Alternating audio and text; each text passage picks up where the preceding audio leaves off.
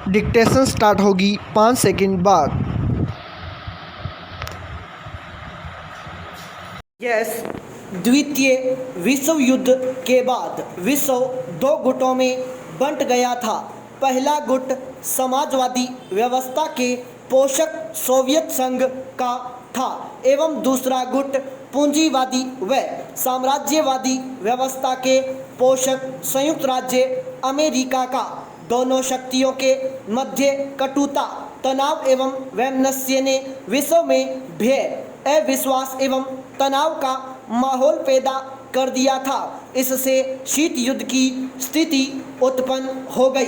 तब दोनों महाशक्तियों ने विश्व के 9 स्वतंत्र देशों को अपने प्रभाव में लेने का प्रयास शुरू कर दिया।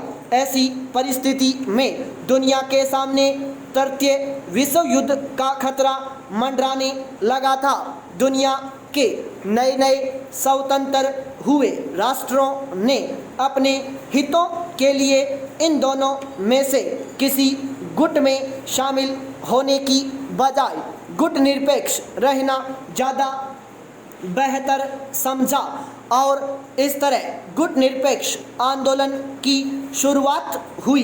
गुट निरपेक्ष का शाब्दिक अर्थ है जो किसी गुट या दल से संबंधित न हो।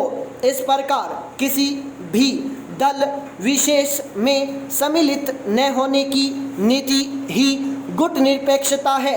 सर्वप्रथम वर्ष 1953 की संयुक्त राष्ट्र महासभा में वी के कृष्ण मेनन ने गुट निरपेक्ष शब्द का प्रयोग किया था और इसके बाद वर्ष 1956 में पंडित नेहरू ने वास्तव में गुट निरपेक्ष आंदोलन के आविर्भाव में भारत की भूमिका अहम रही है। भारत के तत्कालीन प्रधानमंत्री पंडित जवाहरलाल नेहरू ने यूगोस्लाविया के मार्शल टीटो, मिस्र के गमाल अब्दुल नासिर, इंडोनेशिया के सुकर्णो और घाना के क्वामे नक्रुमाह के साथ मिलकर इस संस्था की स्थापना वर्ष 1961 में की थी। इसके कार्यों एवं योगदान को 5 की पहल के रूप में जाना जाता है।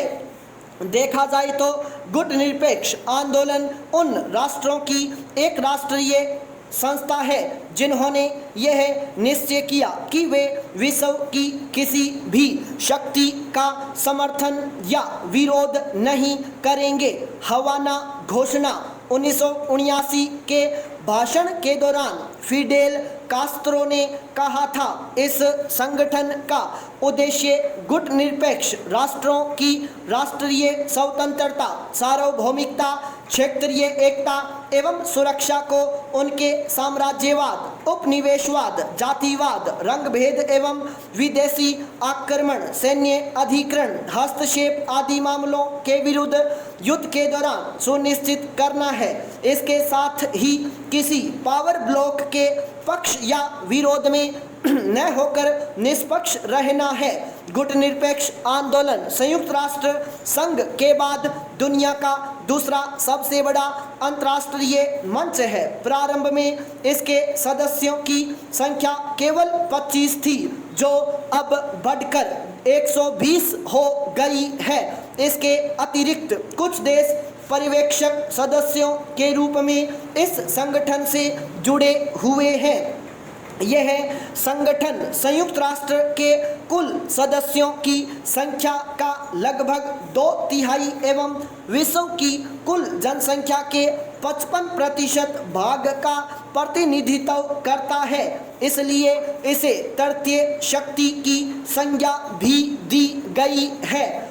इस संगठन के अधिकांश सदस्य तृतीय विश्व यानी विकासशील देश हैं। शांतिपूर्ण तरीके से आपसी हितों और सहयोग को बढ़ावा देने वाले इस संगठन का शिखर सम्मेलन प्रत्येक 3 वर्ष में आयोजित किया जाता है।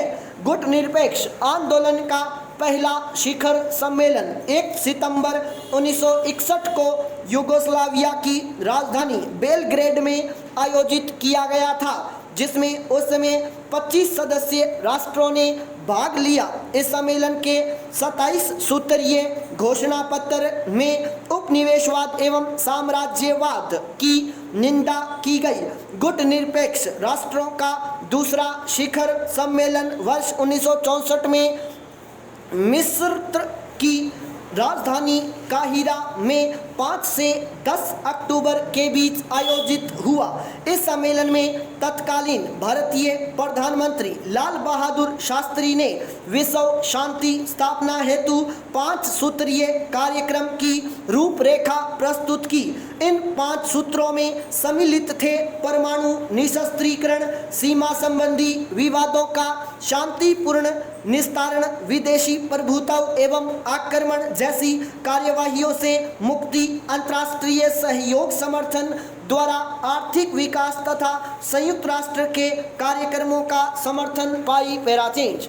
गुटनिरपेक्ष राष्ट्रों का तीसरा शिखर सम्मेलन वर्ष 1970 में जाम्बिया की राजधानी लुसाका में आयोजित किया गया। इसके चौथे शिखर सम्मेलन का आयोजन सितंबर 1973 में अल्जीरिया की राजधानी अल्जियर्स में हुआ, जिसमें संयुक्त राष्ट्र संघ के तत्कालीन महासचिव डॉक्टर कुर्ट वाल्डहीम ने विशिष्ट अतिथि के तौर पर भाग लिया। इसके 5वें शिखर सम्मेलन का आयोजन अगस्त 1976 में श्रीलंका में हुआ। एशिया के किसी देश में होने वाला यह पहला गुटनिरपेक्ष शिखर सम्मेलन था। गुटनिरपेक्ष राष्ट्रों का छठा शिखर सम्मेलन सितंबर 1979 में क्यूबा की राजधानी हवाना में आयोजित हुआ था।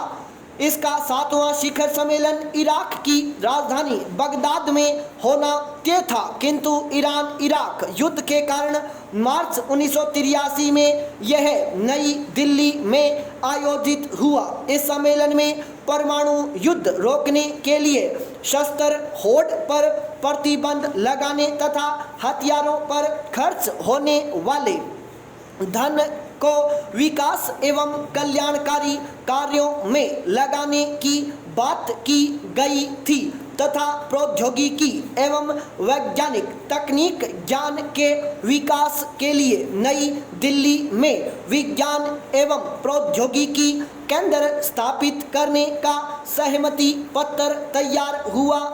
गुटनिरपेक्ष राष्ट्रों का 8वां शिखर सम्मेलन जिम्बाब्वे की राजधानी हरारे में सितंबर 1986 में आयोजित हुआ था।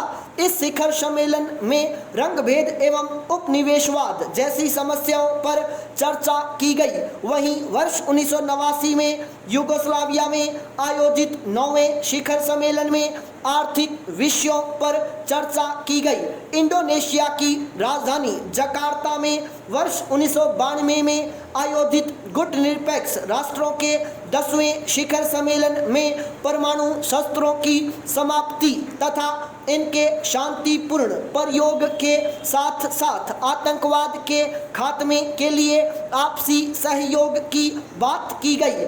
कोलंबिया के कार्ताजेना में वर्ष 1995 में आयोजित गुटनिरपेक्ष राष्ट्रों के 11वें शिखर सम्मेलन में परमाणु निशस्त्रीकरण पर बल देने की बात की गई। इसके बाद 12वां शिखर सम्मेलन वर्ष 1998 में दक्षिण अफ्रीका के डरबन में, 13वां वर्ष 2003 में मलेशिया की राजधानी कुआलालंपुर में, 14वां वर्ष 2006 में क्यूबा की राजधानी हवाना में, 15वां मिस्र के शहर शर्म अल शेख में वर्ष 2009 में तथा 16वां वर्ष 2012 में ईरान की राजधानी तेहरान में आयोजित किया गया।